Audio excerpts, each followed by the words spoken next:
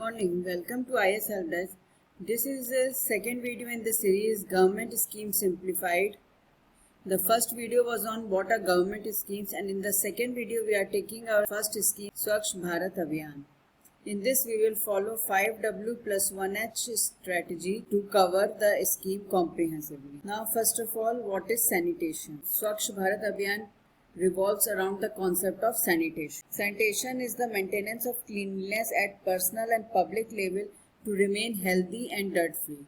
That is, the process of keeping the places free from dirt, infection, disease by removing waste, garbage, etc. In the Indus Valley civilization, sanitation and drainage was the major part in the town planning, and sanitation was also considered as virtue in all cultures. Yet the sanitation level in the nation was very low. To overcome the situation, government has launched Swachh Bharat Abhiyan. So now moving to the first W, that is what? What is Swachh Bharat Abhiyan? It is a nationwide cleanliness campaign launched in rural and urban areas separately.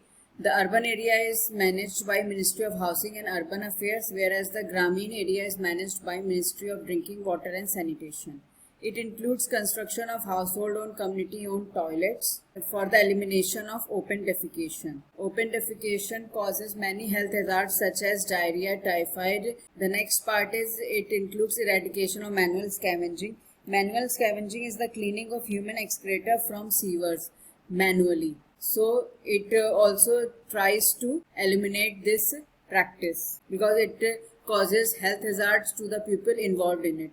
Next it is solid waste management, and the last is behavior change. We will discuss both these later. So it was launched on 2nd October 2014 to mark the tribute to Father of the Nation Mahatma Gandhi on his 150th birth anniversary. Now the question arises why it has been launched.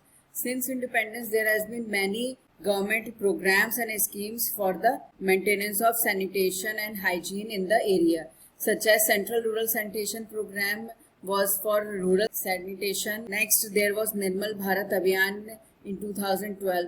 Even after these schemes, the sanitation coverage in India was 39% till 2014, and about 55 crore people in rural areas were without toilet facility. There were many health hazards related to it. That's why the government has launched Swachh Bharat Abhiyan to improve the sanitation coverage in India. Now, who are the stakeholders?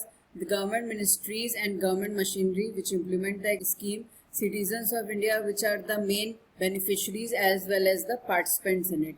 Next is individuals and philanthropists who contribute for the Swachh Bharat Kosh, that is the funding mechanism for Swachh Bharat Abhiyan.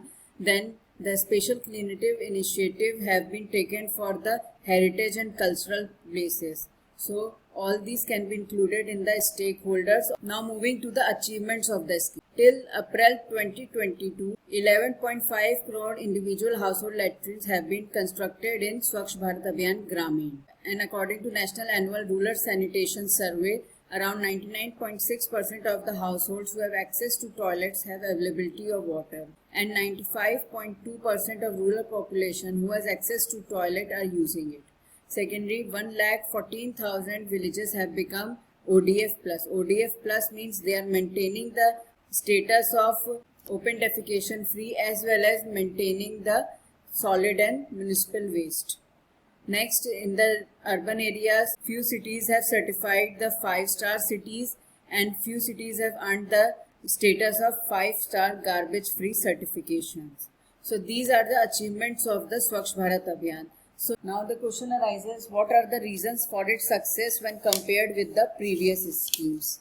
In the last video we have studied few parameters that makes the scheme successful. So first is socially desirable. So the Swachh Bharat Abhiyan worked on the community participation so that the benefits can reach to many people and it should be accepted by the people because it mainly works for the sanitation.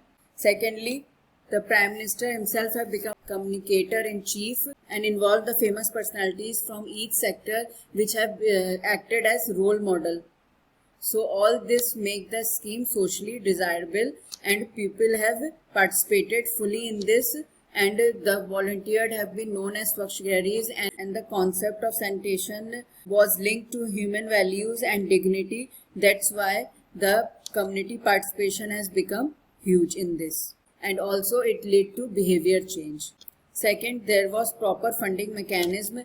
The proper Swachh Bharat Kosh was formed, in which the philanthropists and the individuals can contribute for the scheme. Secondly, the scheme was delinked from the Manrega, so it led to better efficiency and better implementation mechanism. It geotagged the toilets formed so that the maintenance of them can be made and the proper monitoring channel can be formed. And the last is administrative mechanism, so it led to the capacity building at the institutional level, so it led to the coordination among center, state and the local level. Further, the state has been given the independence to adopt the strategy and approach for implementation of the scheme, and the schemes which get successful and the best practices which get successful were shared with other states so that they can implement it. In this way, the administrative mechanism was formed. So all these makes the scheme successful as compared to the past schemes related to sanitation. Now moving to the social and financial impacts, 55 crore people changed their behavior. There was reduction in water and sanitation related diseases such as diarrhea, malaria, etc. Child health and nutrition have improved, and also there was reduced time lost from sickness and seeking a place for open defecation. So it led to social and financial impacts also. But now the question arises, what are the challenges the scheme is facing to make it sustainable? So the first is sustainable behavior change, because even at few places the toilets have been formed in the houses, then also people prefer to move out for defecation. Secondly, due to cultural practices and the religious practices, people do not prefer having toilets in their homes. Sustainable behavior change is a serious challenge for this scheme, because even after the formation of the toilets and having the water facility, if people are not using it, then the whole purpose of the scheme will fail. Second, Standing Committee on Rural Development has raised serious question that there is usage of low quality of raw material for construction of toilets. Further, there is lack of water facility, and in the rural area mainly there is lack of waste segregation. So it creates roadblock for solid waste management. Further, the 15th Finance Commission stated that the scheme is mainly for the BPL and selected households above the poverty line. So in this, there are errors in finding the BPL households, and that's why it has recommended the universalization of the scheme for 100% ODF status. Further, the Standing Committee on Urban Development has noted that there is very poor quality, lack of maintenance in the toilets in the urban areas. So these are the challenges according to the experts and reports. The PDF of the reports have been given in the description box. So now the recommendations of the World Bank. World Bank has recommended for the maintenance of sustainable sanitation. That is, for the sustainable sanitation, there should be complete fecal sludge management. There should be no entry of the excreta in the sewers and septic tanks, and there should be reuse of wastewater. Plus, there should be behavior management. So World Bank has recommended building political will and administrative commitment by addressing key institutional bottlenecks and formulating a state-specific operational guidelines. Then they have focused on the technology part, so that the technology can be used for wastewater treatment and for the disposal of solid waste. And the third is focused on capacity building of the institutions, so that their proper coordination can be there. Now the government has launched Swachh Bharat Abhiyan Phase 2 for the Grameen. It will be implemented from 2020-21 to 2024-25, and the focus is on sustaining the ODF status and solid and liquid waste management. Because as you have seen, according to the Standing Committee on Rural Development, maintenance of ODF status and solid and liquid management is major issue in the rural areas. And in the urban areas, the focus is on making it garbage-free cities and improve used water management. So now moving to the definitions which I have given under the Phase 2. First is, what is ODF? A city is notified at ODF at any point of the day. Not a single person is found defecating in the open. So it is simply the ODF status. Then ODF plus is if not a single person is found defecating and all community and public toilets are functional and well maintained. So it concept of ODF plus maintenance of the toilets are linked.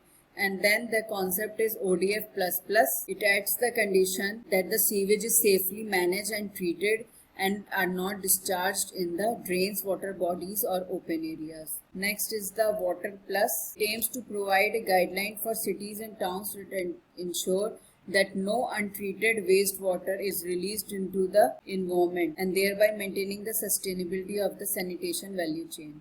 So the definition of these are important exam point of view, mainly for the prelims. So with the use of 5W and 1H technique, we have tried to analyze the Swachh Bharat mission. The students will like the video.